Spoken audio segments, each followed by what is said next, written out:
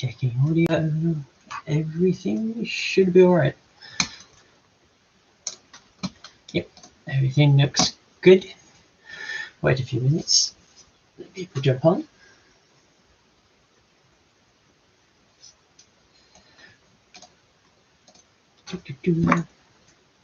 And I think we are just about ready. So good morning, everyone. Welcome to this year's Horticultural Hells live stream. As I said in my video, this will literally just be me planning for this year. So I hope everyone's morning's all right. Aha. Good morning, Crafter with Carter. Indeed, you are the first person. Welcome, welcome, welcome. So as I said, I'm just going to be going through my planning stage, and this is also a chance for you guys. Hello, Kieran. Good morning, good morning. This is also a chance for you guys to ask me any questions or suggest anything you guys want to see in the garden. Obviously, of course, it's got to be indeed possible, I guess you could say. It's got to be at least viable. So I don't want any, I don't know, palm trees or banana plants. So we are literally in this live stream, if I shut this up away for a second, going to be creating something along the lines of this. Now, I don't know how well you're going to read this because I realised yesterday you can't see pencil in the camera. So we're going to be creating something like this. And all this is this is a basic shape of the garden. And then I've listed everything that I'm going to be putting absolutely everywhere, including the greenhouse, which is down the bottom. And then I can get a general idea, which I can then follow throughout the year and just make sure that I'm keeping up with what I should be doing. For example, according to this, as you can see, and as you saw in the videos last year, I have put potatoes down this top part of the garden and then done miscellaneous vegetables, including up here was the broad beans. Even though I was originally going to put radishes, but I put broad beans, some lettuces, some peas, some onions, some carrots, and the runner and French beans, beetroot, courgettes, and then the cheeky curry squash. And then, of course, you've got the greenhouse down the bottom here. So we are going to be creating something along the lines of this, and so I shall get started. So pop this down at the bottom. And so we have our plan. So going by that, because I put potatoes along the top here and then miscellaneous vegetables along here, I'm going to be switching it around this year for crop rotation. The reason you have to crop rotate is because if you put the same vegetables in the same garden, you get a build-up of disease, and of course we don't want that. So I always switch them over. That way you get the disease spread out. And I haven't done a video on it yet because I haven't put it in.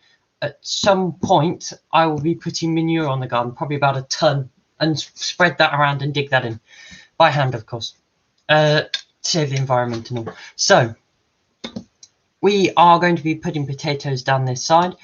What will most likely happen is I will be getting 3 different varieties. We'll be having a first early, second early, and main crop. The reason being is that way you get a spread. The first earlies, as the name suggests, come really, really early. Second earlies come after the first earlies, and the main crop come last. This way, because you know that they'll come up in that order, you can then place them where you want to put them, and that way you can also get more veg in the garden, because what I'm probably going to do is I'm probably going to put the main crops up this top bit here. The reason being is because I can then get them done, and I will probably put the runner beans maybe here, or I'm actually thinking of putting the lines this way this year. And that way, once the first earlies are gone, I can put, say, the runner beans and the French beans up here, and then they won't have grown so tall. The first early, will then get the sunlight still because the sun usually comes up from this side of the garden and goes across this way. So with the first earlies up in this corner, they're going to get the sun quite early in the year. Then these are going to grow up, and I can put another lot of veg in just before the runner beans get too tall and limit the light to this area. I can probably put something that doesn't need too much, like radishes and such. So I will go and put ahead and put that in, roughly, he says.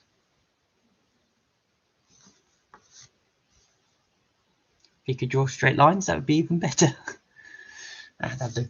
And I have actually done this, as you can probably read in the bottom. This is to scale. So I went out and measured the garden yesterday, and this is a scale drawing because, I don't know, I wanted to make it really engineering.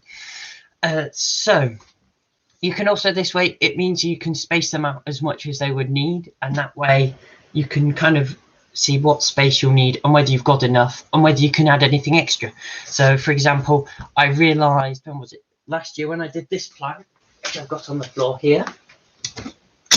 When I did this one, I realized the way I'd done the rows, I actually, when I measured it, I could actually get, if I wanted to, because of this little dink here, because the path, for some reason, it has a little dink in there, I could actually put another couple rows here rather than have it like this, and that meant that I could get another variety. Same as the year before that, which I didn't get on camera, sadly. I had all of this, including this around here. I had all of this potatoes, and then just had from there the miscellaneous vegetables. That's like the carrots and stuff, instead of coming down to here, which I'm probably going to do this year.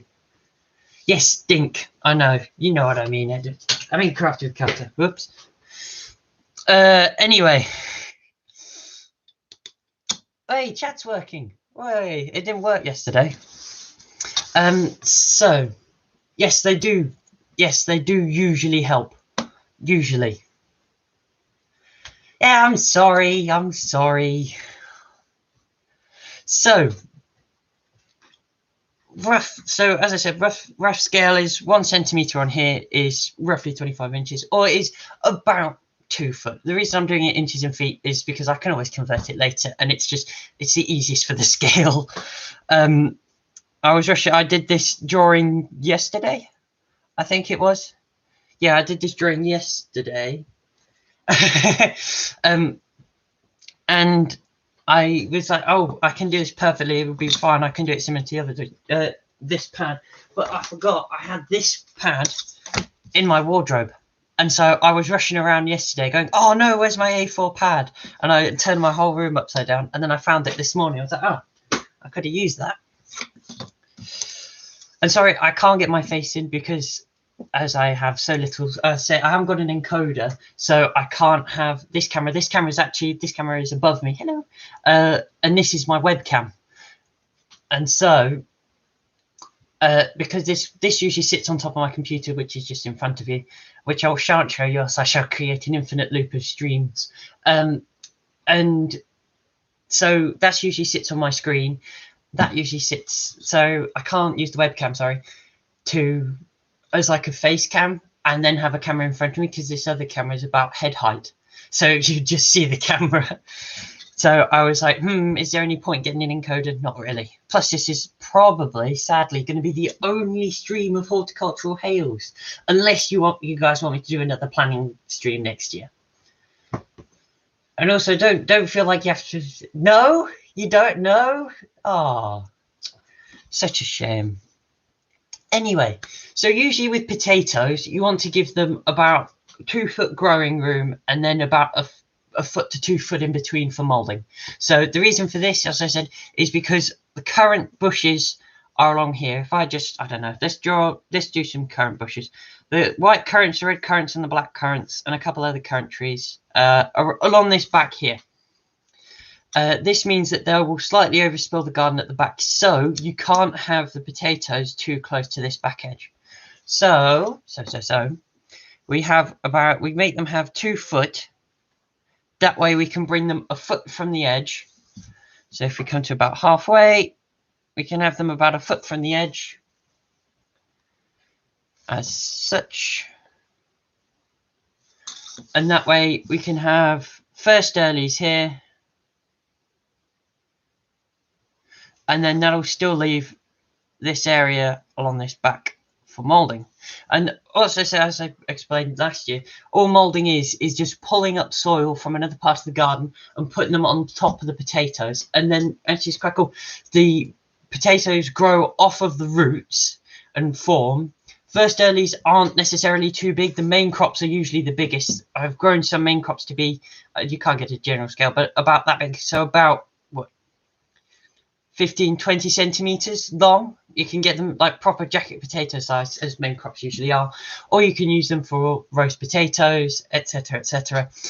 And actually, it's a very good method of doing first earlies, is just doing them like this. I usually do 2 rows, I think it is, and as I said, I just leave a foot in between each row, and then molding. Actually, no, I use 2. I start to explain. So you have 1 foot one side and then 2 foot this side. That way you can split the soil each side, because if you have them too close, you then have to dig really deep down and it gets annoying. So if I have that as 2 foot, 1 foot, and then 2 foot, 1 foot. Yeah, it's 2 foot, 1 foot. So I said this is a rough scale. It's not exactly the right size. 2 foot, 1 foot, 2 foot, 1 foot, 2 foot. That is as if I engineered this. That is exactly the right amount of space we need. So we'll still have some molding this end. So yeah, as I said, each end will have molding. That way I can pull the soil away from the greenhouse and I won't get the greenhouse too mucky either, luckily. So going along, I have enough for 1, 2, 3, 4, 5, 6 perfect 6 rows of potatoes. That's absolutely perfect. So what this means, because obviously I can get the 6 rows of potatoes, I can put 2 rows of each crop. So this means I can have 2 of first earlies, 2 of second earlies, 2 of main crop. My first earlies, my go-to first earlies I found are Maris Bard, and these are absolutely wonderful potatoes. I've grown them. I've been doing this for 2 years now. I've been growing the garden, and I've obviously since when I was 10, 11, I've been I follow my granddad. It sounds a bit weird, but I follow my granddad and I help him on the garden, and I've learned so much that I can do it all myself now, and now I'm putting it on YouTube, which is absolutely brilliant. Good morning, Miss Miller, if I could speak, myth and mystery. Good morning, good morning. So my go-to first earlies, as I was explaining, are Maris Bard, and these are brilliant. They are a relation to Maris Piper, and Maris Piper again are a very, very reliable main crop potato. They grow really large tubers, as I said, really large. And my second earlies are my go-to is a mixture of 2. I either go for Desiree potatoes or I go for Pentlandale. Both I have found to be very useful. Where's that? Both I found to be very useful and actually very good crops. The Pentlandales especially. The Desirees I tried last year, and they weren't the best in the universe. They were Desirees are again another first to second early. You sometimes get mixes between first and second earlies, and they're quite good. Don't get me wrong. They just take an extra month or so to really properly get going, and usually you want to put these in. A good thing for timing is when you want to put these in. So first earlies you want to put in, it depends really, you want to start chitting your first earlies now.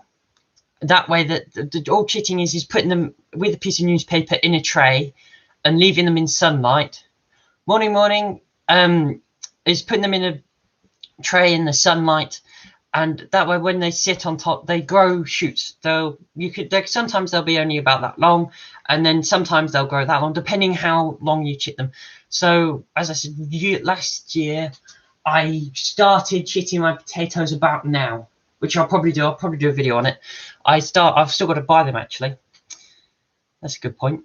Anyway, I've got to start chitting them now. Then they want to be sat in the sun till about, I don't know, mid-March. That's fine. All the writing says is first earlies. It's all right. So these are first earlies. It's just a matter of saying that these are first earlies. That's all. So these are first earlies. Yeah, I hope that answers your question. What was I saying? Chitting. That's it. You want to chit them between now and about mid-March to end of March. About mid to end of March. And then by that point, the reason why it's that point is, one, if you're like me and you haven't done your manure yet, that gives it time to settle in and start degrading, because you don't want to put stuff like carrots into freshly manured soil, because as soon as they hit that manure, they're going to spread and they grow multiple roots. So instead of being just a normal straight carrot, I'll do it that way, but instead of being a normal straight carrot, you'll probably have 3 or 4 roots or main orange pots that come off. and that's just because they get overloaded with nutrients and just bolt. Whereas if you put them in less manured soil, which is why another reason I put them on the potato soil, then there's less nutrient buildup, and they won't then, of course, bolt. I will also be putting manure in the greenhouse. The greenhouse is actually pretty easy to organize, because I literally just split it half roughly. So usually I split it like that, and then along this back side here I do, actually it's only to there, isn't it? I do cucumbers, and then along this side here I do melons, and then usually in this middle bit I do peppers. So I do peppers here, I do cucumbers at the back, and I do melons here. I don't switch the greenhouse around as much, because as you saw in my latest video, I believe it was, I completely J's fluid the greenhouse, which almost completely sterilizes it, which is very good considering, because it gets rid of all the algae in the soil, and it also gets rid of any bacteria therefore, and also gets rid of it on the panes of glass as well. So that completely sterilizes that. You also want to do another thing I'll mention, which I didn't mention in the video. You want to disinfect your pots before you use them, every time before you use them. This is because if you've left them in with soil inside, you want to clean them as well. If you've left them with soil inside, especially if you've used them from last year, diseases can form on that soil, especially if you've left them outside or even in the greenhouse. So it's a good idea before you put anything in them that you give them a good clean. I usually only have to clean them once a year, and then just keep an eye on them for algae buildup, and then give them a little clean if they need. Same with the propagator. I've got to disinfect the propagator again this year because I forgot to last year, and then it got all the plants inside got surrounded by algae, so I had to clean all that up. So, and then this side in the greenhouse up to about, is it by the peppers? Yeah, it's roughly by the peppers. I usually split this between cherry tomatoes and beefsteak tomatoes. Now, this is another thing. These have got to go in very soon. I've got to sow the cherry and beefsteak tomatoes about the end of February. And I know to a lot of you this sounds like a long time ahead. Actually, it is not a long time. So it means I've only got a month to get all the manure in, get it dug in, I've still got the leeks to pull up, I've still got the celeriac to pull up, and I've got to dig the garden and dig all the manure in and get it all settled and starting to break down. And then that's by the end of February. As I said, then I've got to start doing cherry and beefsteak tomatoes. They'll then just stay there and they'll just start growing. I'll probably end up putting them in pots and then maybe putting them in the propagator. I'll see how cold it gets. It depends. You've also got to keep an eye on the weather, because if a sudden cold spell comes in and you get frost, you don't want to sow plants before frost. Same as, when was it? Just before the snow, I was going to prune and record pruning the apple trees just before the snow, and it froze the night before. Excuse me. And then I thought, oh no, I can't do them now, because you're not supposed to prune apple trees before a frost, because of course, because you've caused a wound or a cut in the pruning, if that gets a frost, that can then what's the word? It can nip the buds, as I call it. It freezes the buds, and then the buds die, and you lose most of your fruiting spurs, which is not a good idea because you want to get as much apples. And then literally, I went to do it, thought, oh no, I can't, and then it snowed, so that was lucky. So then I pruned them. When did I prune them? On Friday. So that I've recorded. You haven't seen that yet, actually. I've recorded that bit. I pruned them on Friday, and so I've got to edit that. That will probably be in next week's video. So that'll be pruning apple trees, and what else will I do? Probably either pulling up the veg and doing a couple things, but I'll see. You'll definitely have a video next week. Anyway, back to potatoes. I went on a long tangent there. So, as I said earlier, when moulding, you want to leave your gap. Let's just scribble that in so I know. So, first earlies are usually Maris Bards. Second earlies these come about, what, they start growing and show through the soil about a month later than the Maris buds. So I usually put in, as I said, my potatoes from about, I don't know, from end of March all the way through till roughly all the way through to roughly the end, mid-April. You can range between those two times. Again, it depends on frosts. You obviously don't want to put them in cold soil. Another good judge actually as to how warm your soil is when weeds start growing. Because if weeds can start growing, then you can start growing veg. So obviously you've then got to weed the garden, but that means your soil is warm enough to put the veg in. So if you've started growing weeds, that's a good time to start putting stuff like potatoes in. Potatoes are usually the first thing that goes in. Sowing wise in here, tomatoes are usually the first thing, followed by stuff like courgettes and cucumbers and maybe the melons. The melons might be more beginning of April time. If I am wrong kind of weeds, crafting with Carter. So if you tend to have trouble growing off Carter, if you have trouble with weeds, as I said, I usually personally, I always manually weed the garden. I don't know why, I've just always manually weeding. I tend to find if you have a hoe, and if you use a hoe and scrape off all the weeds, it leaves the roots in the soil, and therefore they can just regrow, and there's no point in that at all. So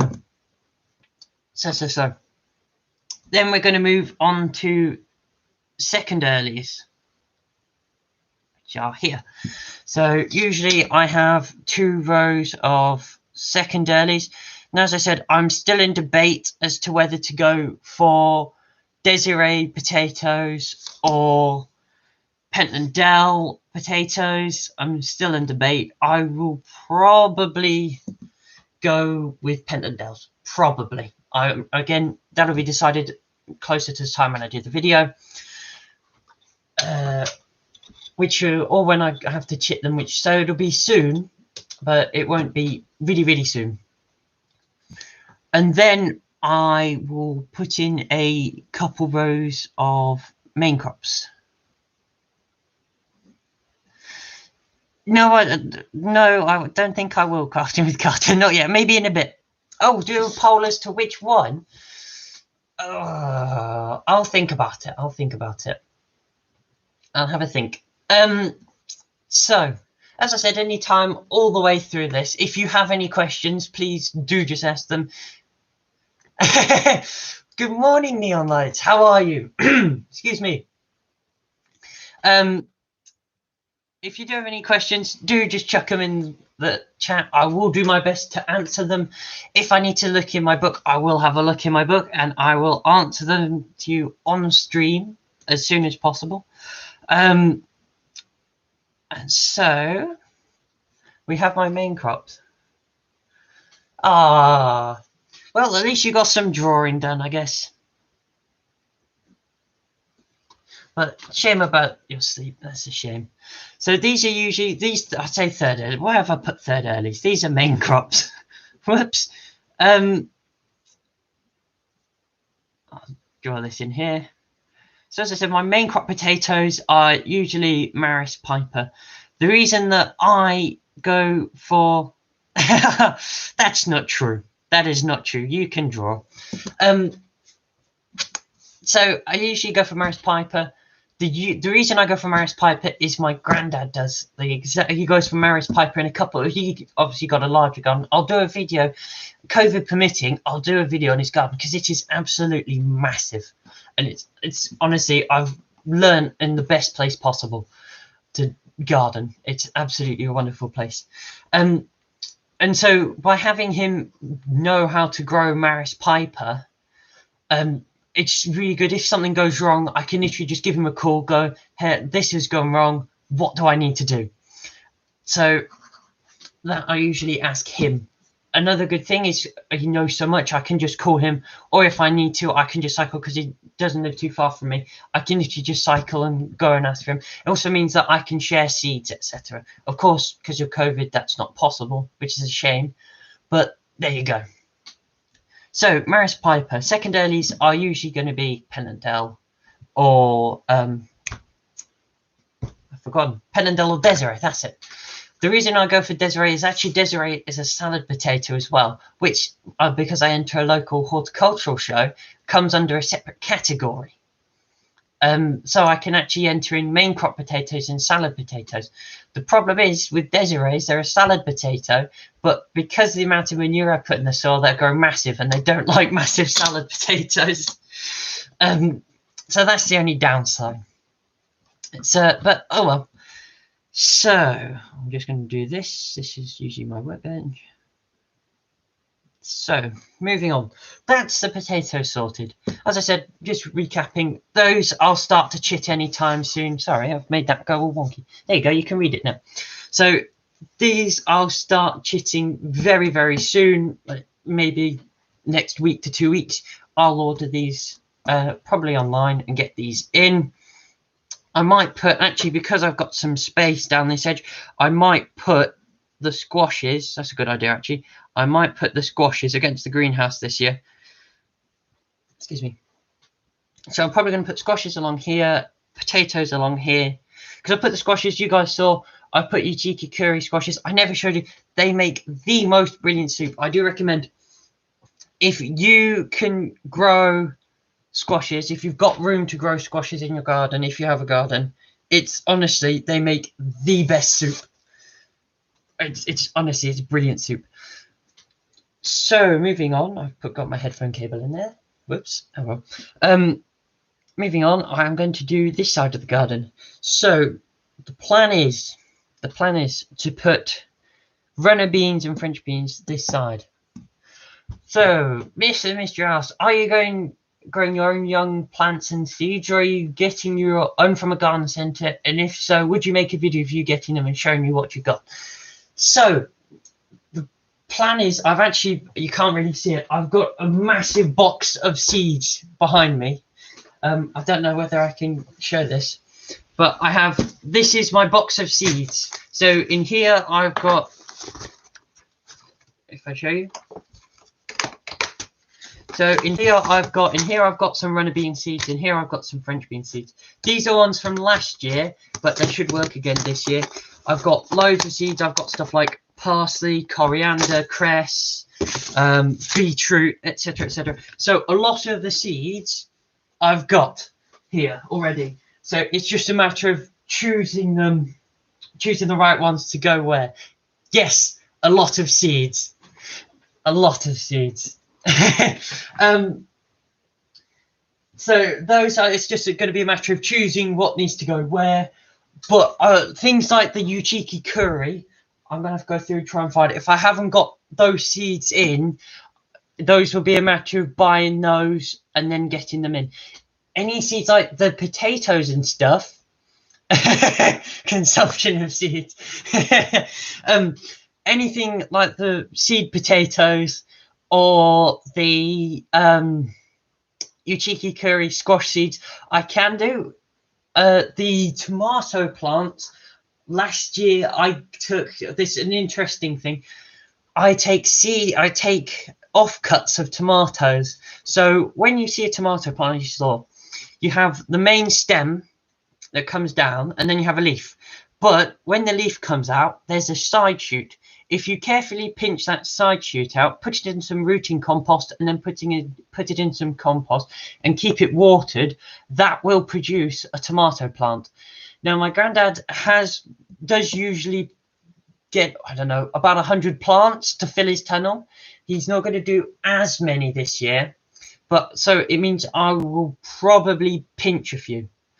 Because his cherry tomatoes are the best cherry tomatoes I've ever tasted. I've tried buying tomato seeds and they're not the same. So I'll probably pinch a few of his plants, which again I will show you. The potatoes, by all means, I can show you. Any other seeds I buy, by all means, I can do a video on that. If you want to, yes. Yeah, by all means, if that's something you want to see, I'll do that. I will be good. However, I will be, yes, I'd be big brain explaining. If you do want me to show you the young plants, I will do like the follow through throughout. So all the videos you will see, so like the courgettes, you see me sowing them, you see me growing them. That's the whole point of the channel, was to show you what I do and take you through step by step what I do. That was the idea. Also, again, from Myth and Mystery, also, do you think you'll do any cooking videos of cooking like preserves, jam, and that sort of thing? It is something that I have considered. The problem with it being that I personally don't do that much. That's more my mum or my dad. So, for example, we pickled beetroot. Now, I'll happily show you the growing the beetroot. I can always, by all means, if we do make anything, I can always show you or take pictures or put into a video what I have made. I can always do that. Sorry, I'm going to share this on Twitter, I think. I can always show you that sort of thing if that is something you want me to show you guys.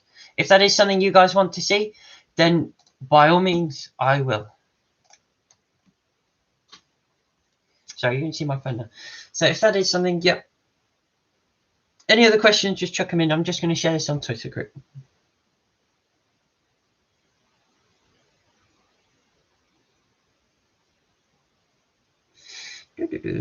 And then we'll keep going.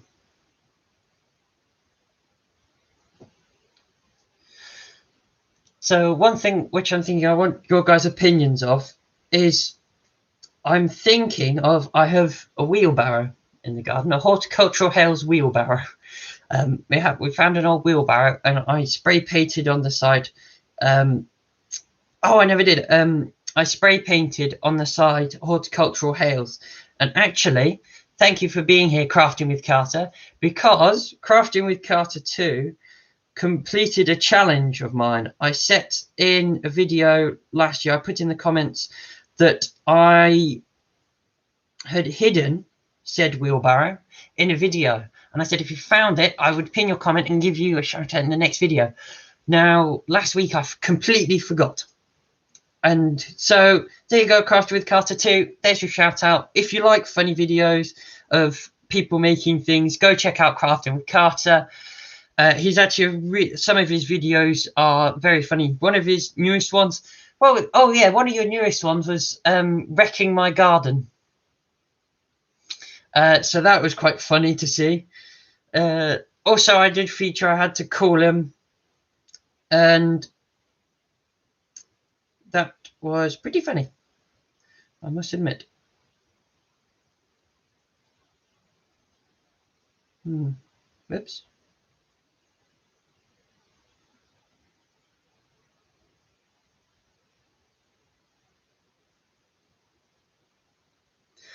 So yeah, that was pretty funny. Again, from Myth and Mysteries, do you think you will plant anything for animals like flowers or grass for hedgehogs or bees? Now, that's an interesting question. I do plant plants, obviously, but I also do stuff like that. I didn't show it last year, but I planted marigolds in the garden. The reason I put the marigolds in the garden is because it keeps off stuff like black fly. The black fly go after the marigolds rather than things like the carrot, etc., etc. Sorry. There we go. That's better. There we go. So I do that. The stuff for the hedgehogs, we do feed hedgehogs here. We don't grow stuff specifically for hedgehogs. I don't think you can really grow stuff specifically for hedgehogs. For bees, again, stuff like the marigolds and the blooms that come off, like the potatoes, you get potato flowers and the bees love them. And actually, I bet you didn't know this, but potatoes are actually related to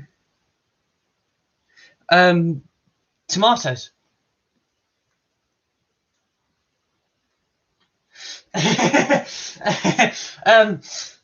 If she appears, by all means, I'll check her in. Not literally check her out. She'll come in. If she appears, then yes, by all means, I will.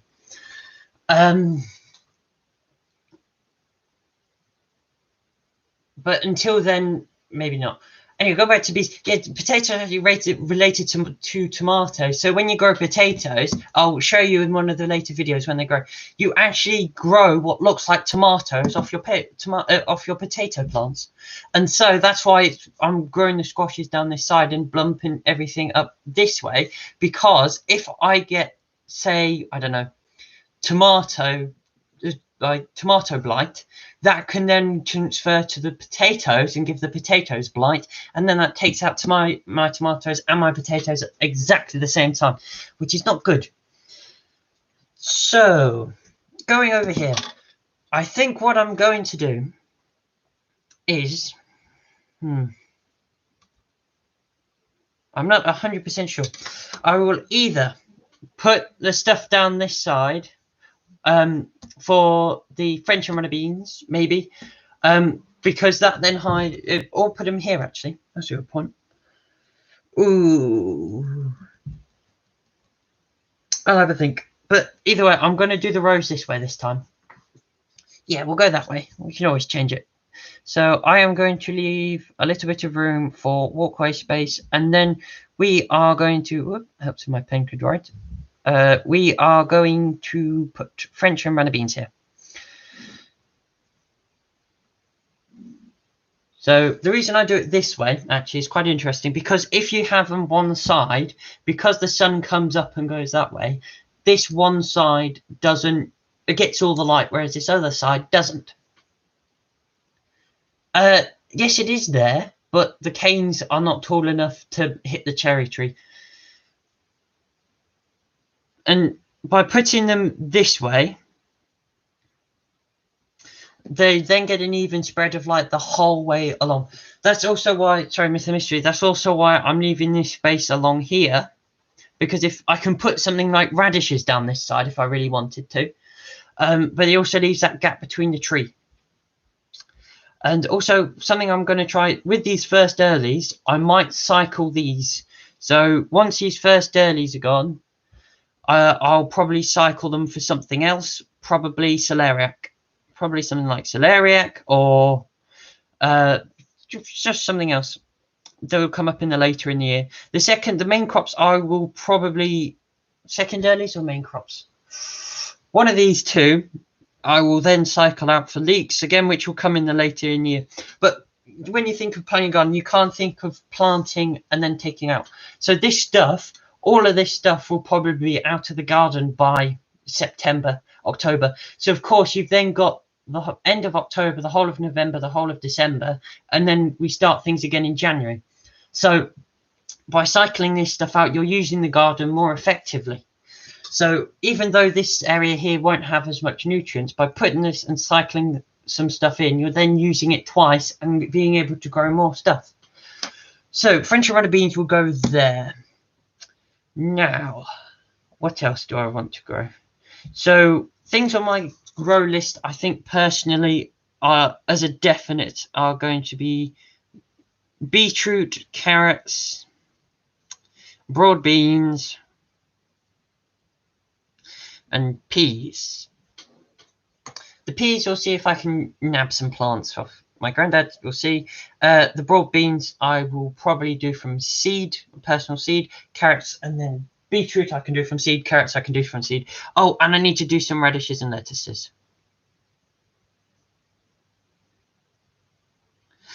So. The lettuces I will probably do cyclic. So again, it's like I did last year. Strawberries. The problem with doing strawberries is that I will probably, if I can, do strawberries in separate pots. You don't. The difference is you don't really do strawberries on a main piece of garden, or if you do, you usually do them in, say, a fruit cage along the back with, say, the red currants, the black currants, and the white currants. Because again, they don't, because they're so small, they take up a lot of space, and you'll probably get what 5 or 6 strawberries per plant. So to be honest, that's it's not using the garden as effectively. Whereas if I say put lettuces in, I can have maybe a row of 12 lettuces that go halfway across the garden or all the way across the garden. And then once we've eaten those, as we're eating those, maybe a week later I can sow another lot. So then as we eat them, I plant more lettuce plants in, and then I'm still keeping up and then topping up, and then we're using lettuces throughout the year. And then I can switch over to winter lettuces come September, October, and then I can put those in and follow up with those, and then that'll take me with lettuces throughout the whole year. So I hope that answers the question. We did try last year growing stuff like tomatoes in old, you know, the old square recycling bins. We filled a couple of those with compost and put in some strawberries and round courgettes. Oh yeah, I forgot courgettes. We put some round courgettes in there, and they grow wonderfully. So whether we can get some plants and then put the plants in there, or whether we do a mixture and we do, say, 2 tubs with the plant with the courgettes and tomatoes in 1 tub with strawberries, we can do it that way. So now it's a matter of squishing everything in. The beetroot we can probably last with 1 row. Usually we only pickle beetroot. The courgettes I'll probably do on this end, actually. They probably only need a foot. Actually, no, they'll need 2 because they are very, very big.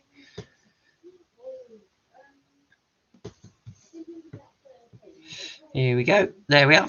So along here we have courgettes. So what I usually do is I have 2 breeds. I have ones which are spherical, and then ones which grow quite long, actually. And they can be, the spherical ones can be variant colour. They can be spherical in colour, or they can be long. And actually, you can enter, it's quite cool. If the show goes ahead this year, you can enter up to 2 entries per category. So I can enter, say, the long green courgettes. Usually I go for Black Beauty courgettes. So these are a long dark green courgette. So I can enter one of those, and usually I'll do, say, yellow round courgettes or something like that.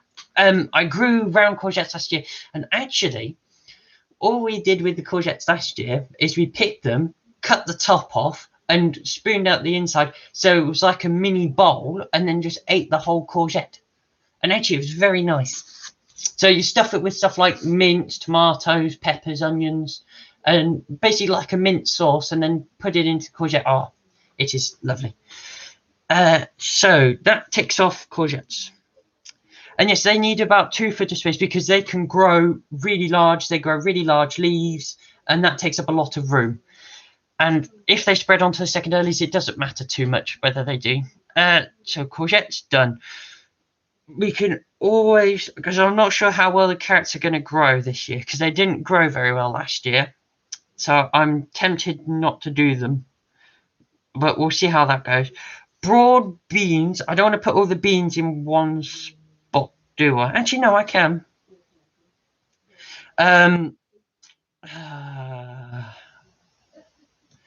See if we have the broad beans from here. That leaves us that much.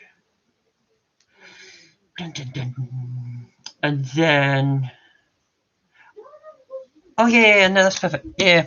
So what we'll probably do this year, we'll leave a bit of space for the runner and French beans because we need a little bit of a walkway. So what we'll probably do is have the broad beans here. Usually I do 2 rows and split that in half and do 2 rows all the way along there. That's a good use of space, I think. So that is the broad beans.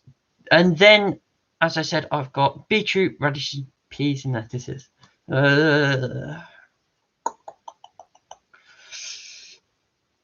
Broad beans. What can I put near the broad beans? Yeah, we'll do the same as we did last year. We'll put the lettuces up near the broad beans. We'll do a row of lettuces or 2 rows. You can stagger them. So instead of just doing 1 straight row, you can stagger them like this, and then it'll just use up more space. It will use up less space for more plants. There we go. There's the lettuces. So the lettuces will be along here. These, as I said, what I'll do is as we eat them, I'll just go over the top and I'll plant some more stuff. So there we go. Lettuce is done. And then it's just a matter of splitting this in half and putting something in. So what I'll probably do near the lettuces is I'll plant some beetroot, and I shall plant some radishes. Now, radishes actually don't take too long to grow. They take, I don't know, a week, 2 weeks before they finally show through, and that's it. That's all they take. No, but I haven't got any room for peas. Unless I put the peas there. Unless I don't go peas. Actually, I had a strip of land last year, didn't I? Actually, that's a good idea.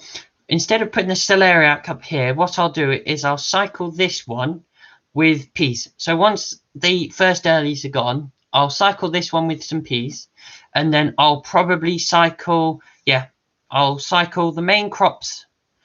I'll cycle with leeks, and the second earlies I'll cycle with celeriac. There we are. So that's that done. So that is that, and then we'll see what we do. I might try carrots in the greenhouse this year. We'll see what goes on. So that is pretty much the whole plan. So to go over it again, what I'll do is I'll have some French vanilla beans at the top, broad beans, lettuces, beetroot, radishes, courgettes, some first earlies, some second earlies, and some main crop potatoes with the squashes at the bottom by the greenhouse. We'll see how that goes, because I'm not sure how much that's going to affect the sun to the cucumbers, because these grow quite large, and I'll see whether then I might just put them around here or put them on a U. We'll see how it goes. As I said, this isn't fixed, this isn't concrete. We'll just go from there and we'll see what happens. What else? I think that's about it. Watch if there is any more questions, leave them in the chat, and I will leave it open to questions down for a bit. I might change a few things. I might have a look at seeds.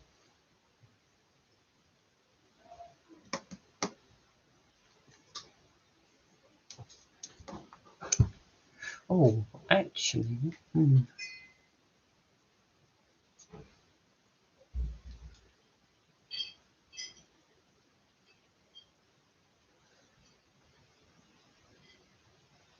I think that'll just about do it. Seems like a good plan. So, yep, that's the general plan, I think it'll be. Oh, actually, I've got to do this. So, along this back, we usually have black currants. These are already fixed in. So, these are black currants. These are red currants. And then we have a few white currant bushes. We actually have, along that back, we have a couple of gooseberries as well, which are very delicious. So, white currants. So white currants, red currants, black currants. That is all on the back. I've got to prune those. That will be in a video. Oh, I've gone out to shop. So yeah, so we have white currants, white currants, red currants, black currants with some gooseberries mixed in. That I have to still put a frame over these just to keep off birds, because last year I didn't quite get to them in time, and then the birds got to them, which is a shame. But I did still get a good crop off of them actually. And I think that'll just be about it. Again, any questions, leave them in the chat now. Apart from that, I think that is about the end of the stream. So I hope you've enjoyed. Leave a like if you did enjoy, as always. If you want to subscribe, by all means do. If you want to see this come into action, any other suggestions for videos, anything at all, leave them down in chat or leave them down in comments. But I have been Horticultural Hales, and I hope you have enjoyed. And I shall see you next week, I guess. Bye-bye.